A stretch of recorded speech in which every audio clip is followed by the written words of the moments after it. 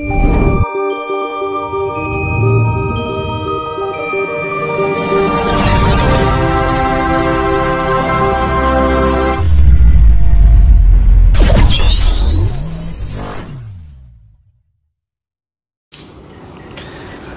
itu kan ini kan ya masa transisi perpindahan zaman atau perubahan zaman dari zaman sekarang ke zaman yang penuh dengan kedamaian, penuh dengan kesucian. Makanya kan untuk mencapai perpindahan zaman ini kita harus melalui berbagai banyak penyaringan, dan semakin ke sana itu penyaringan akan semakin ketat. Besok titik wanci nih zaman perubahan adanya perubahan zaman itu yen besok yen Kurawa ki sentek tinggal Pandawa. Makanya ada istilah ada pembicaraan orang Jawa dahulu, besok ki zaman gari, besok ki zamane gari wong sak proliman. Proliman itu dari arti tersisa dari 5% dari keseluruhan yang ada di dunia ini. Berarti yang 95% bagaimana, kemana? Nah, itu apakah sangat mengerikan. Makanya kita persiapkan sedini mungkin, menjaga sikap kita, menjaga pikiran kita, menjaga rasa kita, perilaku kita, karsa kita. Jangan sampai kita kehilangan yang namanya sifat kasih itu sendiri, karena di dalam sifat kasih itu kita menyimpan sifat kasih yang ada di dalam diri kita, maka Tuhan akan singgah di dalam diri kita. Nah, ketika Tuhan singgah di dalam diri kita, itu akan menjadi jalan keselamatan untuk diri kita. Makanya sebelum terjadi bencana alam yang sangat besar, maka tidak akan tercipta dunia ini penuh dengan kedamaian. Karena apa? Terjadinya bencana alam yang sangat besar ini adalah penyaringan besar-besaran. Mana yang baik, mana yang buruk, alam lebih jeli. Alam itu lebih jeli. Makanya gabah diteri pari diayai. Jadi mana bibit yang akan bisa diperkembangbiakan lagi, maka dia akan terpilih. Tapi bagi yang tidak, maka akan dibuang. Nah, makanya kan jantraning jagat wis pisnasti ubengi cakra panggilingan. Makanya kan lah kayak ana banyu kadya ilining wareh kaya adeg-adeg tejo kang kinurung kang bakal mayungi satriya pinayungan saka jin setan datan rena sing ora kepayungan dadi cakra panggilingan mubeng kitar ora tau menep ora tau wening amung katut rinutut jaman gingsir, ya kan. Amung gugu karep kang meluk keselak meluk sak bejo bejane wong lali isih sugih hayu ning kabejan wong kang eling lan waspada. Makanya kan kita harus persiapkan diri sedini mungkin, kita belajar bagaimana kita menjadi pribadi yang penuh welas asih. Kuncinya sederhana, Mas. Untuk menjadi jiwa welas asih itu tidak mudah loh. Kita lagi sombong sedikit aja kita sudah kehilangan welas asih, ya kan. Tanpa kita sadari, ya kan. Kita merasa diri benar, itu sudah kita tidak disadari, kita sudah kehilangan kasih. Kita merasa paling baik, tanpa disadari kita sudah kehilangan kasih. Makanya orang baik tidak pernah mengaku dirinya baik, ya kan. Sama saja orang yang salah tidak pernah mengaku dirinya salah, kan. Tapi kebanyakan zaman sekarang orang salah mengaku benar, orang jahat mengaku baik. Nah itu justru orang baik tidak pernah merasa dirinya baik. Orang pandai tidak pernah merasa dirinya pandai, dia masih merasa banyak kekurangannya. Makanya kan kita lebih baik mengendalikan diri kita agar menjadi pribadi yang lebih lembah manah atau rendah hati. Makanya transisi pergantian zaman ini itu seleksinya sangat luar biasa. Ini nanti belum terjadi benturan antara manusia dengan manusia, yaitu tadi simbol dari Sengkuni dan Durna itu tadi. Makanya kita lebih waspada dengan sifat Durna dan Sangkuni. Sangkuni itu sifatnya orangnya santun, lembut, tapi dibalik siasatnya itu penuh dengan kebatilan. Kelihatannya baik, tapi ternyata dia telah menghasut semuanya. Dan durna, sifatnya durna itu bagikan seorang pandita. Kelihatannya memberikan ujaran-ujaran tentang kebaikan, tapi ujung-ujungnya melari hanya sebuah pancingan untuk mengarahkan pada hal yang menjadi sebuah pertikaian. Contohnya ki wong khotbah ini, ya kan? Orang ya yang mendengarkan itu tidak berpikir dengan nalar, hanya wah saya memegang omongannya seorang imam kok. Nah, ini contoh ini. Kata-katanya ini, tapi kata-katanya itu membuat sesuatu yang berakibat pertikaian, ya kan? Contohnya agama A, agama B, yang baik agama ini mendukung ini memberikan ajaran kebaikan, tapi untuk kalangan ini saja. Ya anggap ajaran lain itu adalah tidak sempurna dari lebih dari ini kan gitu. Nah, itu sama aja. Istilahnya ajaran garis keras, ya kan? Lu ajaran Jawa garis keras pun ada. Lu tidak hanya ajaran agama dari ajaran dari Nusantara, luar Nusantara. Agama pun ajaran Jawa pun bisa menjadi ajaran garis keras. Contoh nih, misalkan, wah, ya segitulah. Misalkan contoh, ini kudu ngene lah. Makanya untuk mencapai tingkat kedamaian itu kita harus memiliki sifat yang lebih universal. Jadi lebih bisa diterima oleh semua kalangan.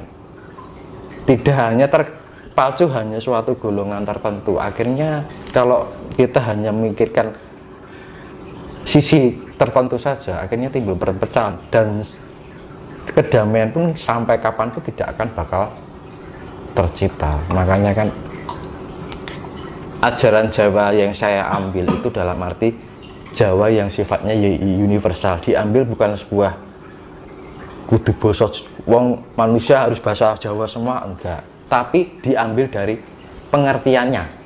Misalkan keluhurannya orang Jawa itu seperti ini, ya kan, kemuliaannya orang Jawa ini seperti ini, toleransinya itu seperti ini, tata keramanya seperti ini, ya kan. Bagaimana orang Jawa itu cara bersikap, cara menghormati seperti ini, cara menghargai orang seperti ini, cara bertingkah laku penuh dengan ramah tamah, sopan santun, mampu menghargai orang lain, mampu menghormati orang lain, lembah manah tepo saliro, ya kan.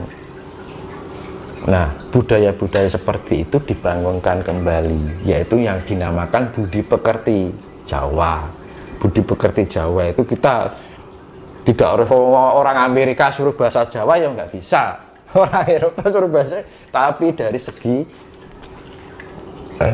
kebudayaan tata kehidupannya, keluhuran dari ajaran-ajaran Jawa itu tadi. Jadi bukan sesuatu yang harus saklek Jawa, enggak.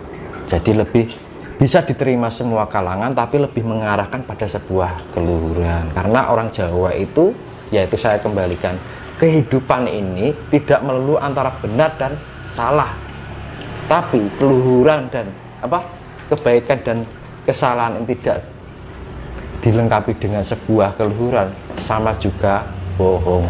Makanya kan dalam arti ajaran budi pekerti Jawa ini yang dienut itu adalah keluhurannya, ya gitu. Pertanyaan terakhir Mas, ketika seseorang terjebak dengan materi maka dia akan kehilangan kenikmatan hidup. Bagaimana mensikapi hal tersebut Mas? Nah, orang sekarang kan hanya memikirkan kebutuhan raga, iya kan. Kebutuhan rohnya itu kan apa dipenuhi? Kan enggak. Padahal kebutuhan roh ini ketika kita penuhi dari cahaya merah, ya saya kembalikan itu tadi, menjadi hijau, menjadi jingga, menjadi kuning, menjadi hijau, menjadi biru. Nah, tapi kalau kita hanya menikmati kehidupan yang hanya mencukupi kebutuhan secara raga, tapi kebutuhan secara rohani ini tidak dipenuhi, ya kita bisa menikmati dunia ini tadi sama aja, ya sama aja itu kayak tadi saya bilang, orang itu khawatir dengan masa depannya, bekerja keras dia tidak peduli dengan kesehatannya, ya kan? Dan dia tidak benar-benar menikmati kehidupan yang sekarang dia jalani, ya kan? Dan pada akhirnya dia sudah tidak ada, dia tidak benar-benar mengerti apa itu hidup. Makanya kan saya ulangi kembali, ketika orang itu kan kebanyakan zaman sekarang kan yang dipikir adalah kebutuhan raga. Nah, terlalu mengkhawatirkan masa depan, akhirnya dia berusaha bekerja sekuat dayanya, ya kan? Akhirnya dia tidak mempedulikan kesehatannya, ya kan? Tidak mempedulikan kesehatan secara kerohaniannya, ya kan? Dia khawatir akan masa depannya, dan dia tidak benar menikmati kehidupan yang saat ini dijalani, ya kan? Dan pada akhirnya dia tidak benar-benar mengerti apa itu hidup, pura menderita seperti itu, ya kan? Makanya kan perlunya prihatin itu kan gunanya untuk pengendalian diri, agar kita tidak liar. Karena apa? Orang kalau sudah ngerasa kenikmati rogo, ya kan, penake raga, wah kita bisa hidup di ruang AC, numpak mobil mewah, makan enak, ya kan? Itu kan hanya kebutuhan secara fisik, tapi non fisiknya terabaikan. Makanya perlunya spiritualitas itu agar apa? Kebutuhan rohani kita tercukupi. Roh, namanya roh ya, rohani, ya kan? Roh kita terpenuhi. Jadi kita tidak hanya memberikan kebutuhan secara raga aja. Justru yang penting itu adalah kebutuhan rohani. Karena apa? Ketika kebutuhan rohani ini tercipta atau terbentuk, maka secara kehidupan raga itu juga akan menemukan kedamaian. Makanya yang dinamakan kedamaian itu tidak perlu mewah, tidak perlu sakti, tidak perlu pandai, tapi dibutuhkan pribadi yang mengerti. Nah, mengerti apa? Mengerti tentang kehidupan ini, mengerti perjalanannya ini, mengerti prosesnya. Oh, hidup ini memang prosesnya seperti ini. Makanya segala penderitaan itu bukan sesuatu yang menyakitkan, tapi jadi kalau kita menghadapi ujian hidup itu adalah, kita menganggap itu adalah sebuah kenikmatan. Karena apa? Memang kalau kita hanya menganggap kenikmatan itu hal yang enak-enak aja, ya akhirnya terjadilah seperti itu. Kebutuhan rohaninya dia tidak akan terpenuhi. Tapi ketika kita mampu menikmati sebuah penderitaan, oh misalkan ini Tuhan itu memberikan ujian.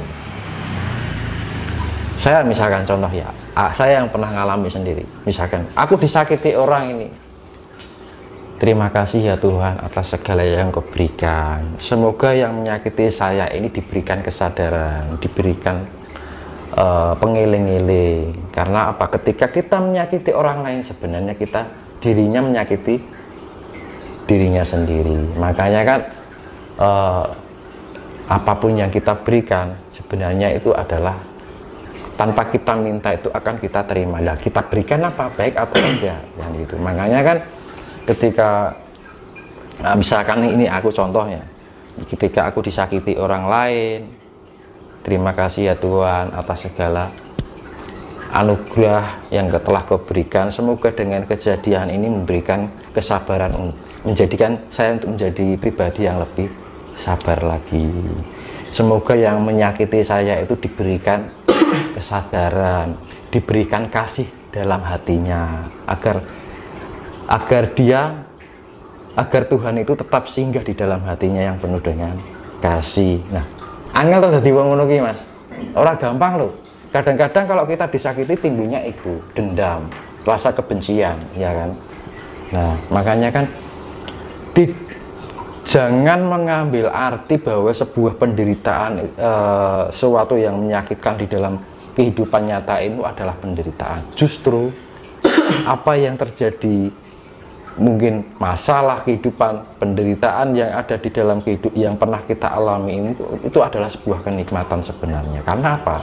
Kita bisa menjadi mengerti, kita bisa menjadi dewasa, kita menjadi bijaksana Karena apa? Kita mempelajari segala perjalanan yang mungkin penuh dengan masalah, ya kan?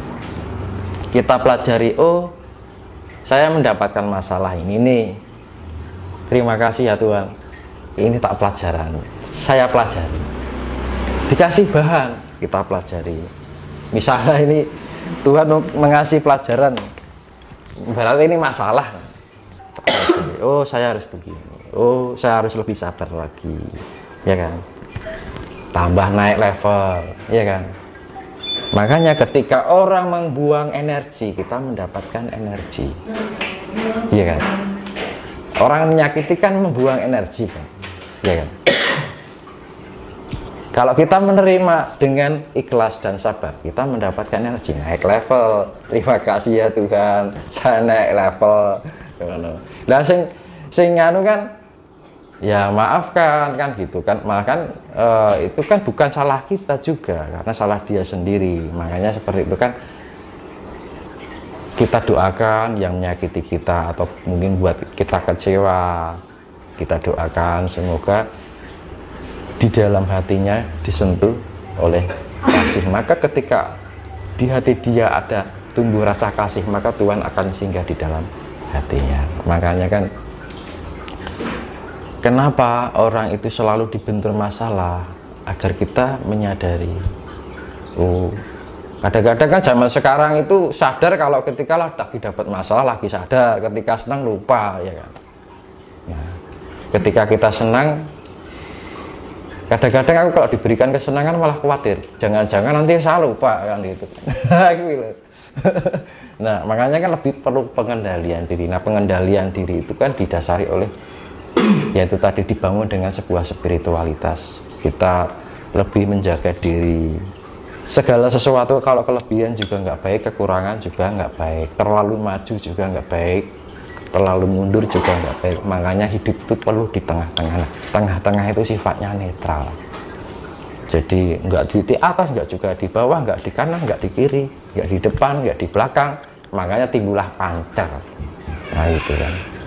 Kalau kita sudah mencapai pancer kan ada sebuah keseimbangan begini. Kan gitu. Ora oling loh, ora berat sebelah gitu loh. Nah kalau kita sudah seimbang itu, maka timbul keselarasan. Dan keselarasan di situ adalah letak kedamaian. Makanya kan keharmonisan itu modal dasar dari sebuah kedamaian. Kalau kita tidak mampu membangun keharmonisan di dalam kehidupan ini, sampai kapanpun kita tidak akan menemukan kedamaian. Ojo duweni sifat serakah, ojo duweni sifat angkara murka, karena angkara murka itu akan menjebak diri kita sendiri.